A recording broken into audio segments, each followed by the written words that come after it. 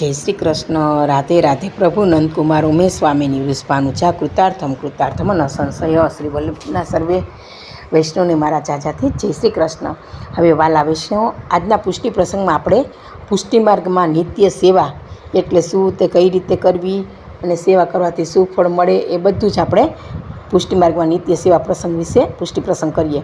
કે પુષ્ટિ માર્ગમાં નિત્ય સેવા એટલે પ્રભુ એટલે આપણા શ્રી ઠાકોરજી સાથેનો વાત્સલ્યપૂર્ણ અને દૈનિક સંબંધ. દરરોજ આપણે માની મમતા જેવો ભાવ રાખી અને દરરોજ આપણે સેવા કરવી એટલે એવો દૈનિક સંબંધ.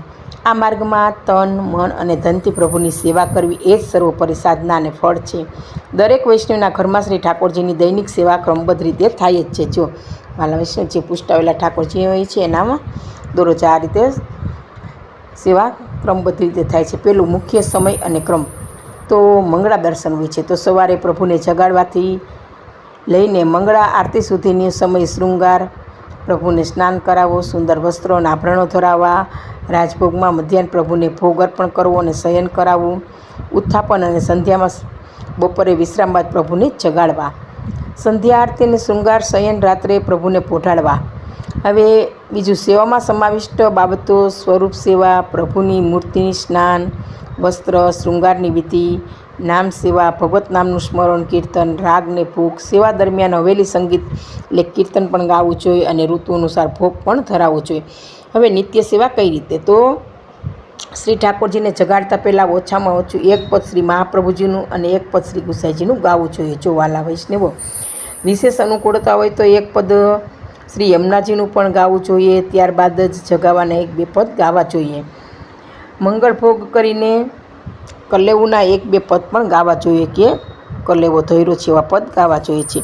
મંગળ ભોગ સરાવતા શ્રી ગુસાઈજી કૃતો મંગલમ મંગલમ એ પદ ગવાય છે. મંગળા દર્શનમાં મંગળા આરતીનું મંગળા સન્મુખનું પદ ગવાય છે. આ બધા પદ છે ઋતુ અનુસાર ગવાય છે.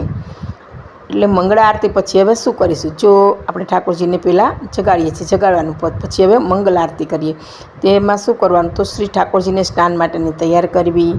સ્નાનનો ક્રમ એવો છે, શ્રી ઠાકોરજીને સુખ થાય તે રીતે ઋતુ અનુસાર સ્નાન કરાવવું. તેમાં નિત્ય કેવળ જળથી જ સ્નાન થાય છે. ઉપરાંત આપણે જોઈએ તો શિયાળામાં 10 દિવસે, ચોમાસામાં 8 દિવસે અને ઉનાળામાં 6 દિવસે અભ્યંગ થાય.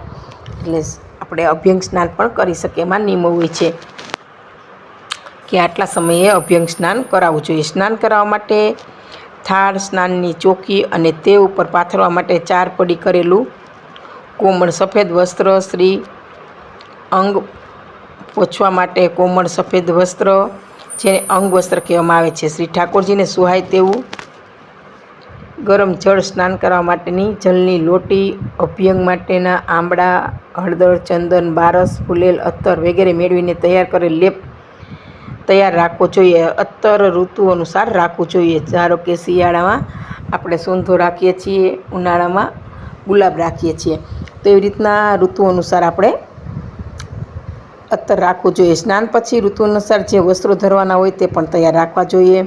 શ્રી ઠાકોરજીને સ્નાન કરાવવા સ્નાન ચોકી પર પધરાવવામાં આવે છે. ત્યારે બાજુના પડઘા પર શૃંગાર ભોગની થાળ પણ ધરાવવામાં આવે છે. તેમાં વિવિધ સામગ્રી સજાય છે તે પણ તૈયાર રાખવી. એટલે ઠાકોરજીને સ્નાન કરાવી અંગવસ્ત્ર કરીને તરત જ ઠાકોરજીને શૃંગાર કરાવવાનો વાલા વૈષ્ણવ આપણે ચાલુ કરવું જોઈએ. એ બધું તૈયાર જ રાખવું જોઈએ, નહીં તો પ્રભુને શ્રમ થાય. એટલે શૃંગાર ભોગની થાળી પણ તૈયાર રાખવી જોઈએ અને તેમાં વિવિધ સામગ્રીઓ સજાય છે તે પણ વૈભવ રાખવો જોઈએ. મંગળા આરતી પછી મંગળ ભોગ ધરતી વખતે ધરેલા જારીજી પણ સરાવી નવેસરથી જારીજી ભરીને જારીજી પાસે નવેસરથી જારી ભરી અને આપણે વાલા વૈષ્ણવ ગાદીજી પાસે પધરાવવા જોઈએ. આટલી તૈયારી કર્યા પછી ટેરો લાવો. સ્નાન શૃંગાર તો ટેરામાં થાય. સેવામાં ન હોય તેવા કોઈની પણ નજર તે સામે પડવી ન જોઈએ. જો વાલા વૈષ્ણવ આપણે એક ખાસ આ તકેદારી રાખવી જોઈએ. ઘણાના ઘરમાં ઠાકોરજીનો રૂમ હોય છે, ત્યાં બધાની અવર જવર થતી હોય છે, તો આપણે જ્યારે પ્રભુને સ્નાન શૃંગાર કરાવીએ છીએ ત્યારે કોઈનો પણ નજર તે સમયે પડવી ન જોઈએ. તો આવી રીતે આપણે ઠાકોરજીની સાવધાની રાખવી જોઈએ અને જગાડ્યા પછી મંગલ ભોગ આરતી બધી કરવી છે. આપણે આ રીતના શીખ્યું. તો વાલા વૈષ્ણવ, આ પુષ્ટિ પ્રસંગ મારો અહીંયા પૂરો થાય છે. અને આ પ્રસંગ કહેવામાં મારી કે ભૂલ રહી ગઈ હોય તો પુષ્ટિ દાસીને ક્ષમા કરશો. જે સર્વે વાલા વિષ્ણુ મારા જય શ્રી કૃષ્ણ.